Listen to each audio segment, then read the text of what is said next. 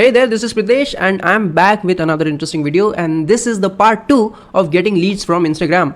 In my previous video, I shared how you can get leads from Instagram organically, as in without spending any amount on ads.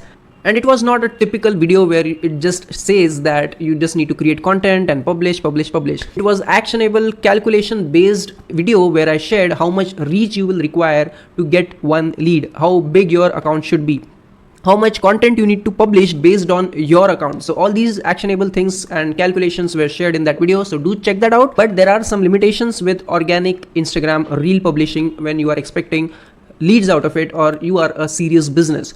The number one issue is that you need to put a lot of efforts and time to create videos. Not everyone can just hold a camera, record, edit and publish the video. By understanding the Instagram algorithms, you need to research. Lots of things needs to be done while publishing reels regularly. So that's not feasible for most of the business owners. And second issue is that your account is too small right now. You hardly get any reach from Instagram. Then you probably might need to wait for Instagram to push your one video and it will go viral, and that's how you will get some subscribers or the reach. Pretty long process. And the third biggest issue is that there is no control over the audience that you are reaching. For example, Instagram is great for e-commerce businesses or some digital products or any product which can be sold pan India or on a global level.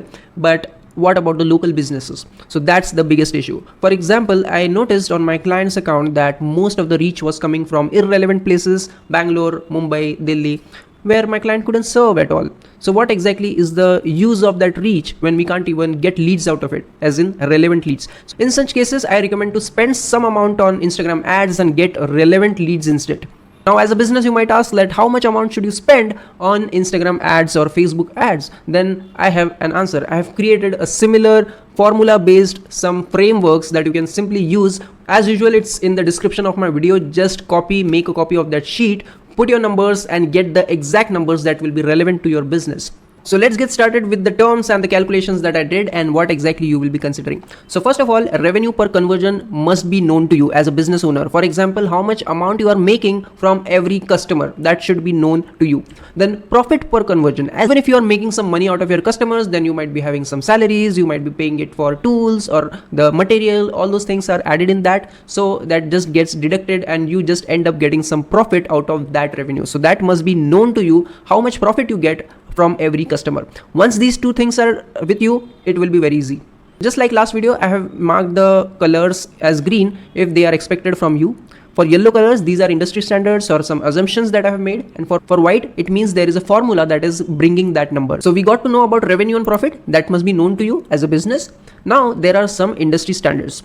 Lead conversion rate. Now this is very known to people that 10% is a typical lead conversion rate, as in percent, mean how many leads you typically require to convert people. Percent. 10% is the industry standard. So I have just assumed the same thing. You will get these numbers for your account whenever you start running ads. If I get 10 clients out of 100 leads, it's pretty clear that I get one client from 10 leads. So this is the same thing that I have added over here. Leads needed per conversion, that is 10. Now there is another assumption, that is cost per lead. Again, you will get this concrete number, but for the namesake, I have just added assumption for now. This changes from industry to industry. For example, real estate or some car manufacturing, these are very highly competitive niches industries and leads are very expensive. But at the same time, there are some other industries which are cheaper in comparison. We'll talk about the total acquisition cost for customers, as in how many leads you got multiplied by the cost per lead that you are getting. That will be your acquisition cost. Net profit after conversion per customer, as in even if this was your profit, right? As in, even if you got some profit initially, but you spent on acquisition cost, as in you spent on ads, that means you are left with 9,500 rupees as your actual profit after spending on ads. So this is the net profit. Now ROI is a very good metric to calculate how much return you are getting from your investment on ads. As in, this is a simple calculation. Net profit you are getting from customer after spending on ads divided by your total acquisition cost into 100. That's the simple math and it's in percentage. So this is what we get as ROI. Always track that and it changes and it gives a very good picture whether your business is profitable or in loss.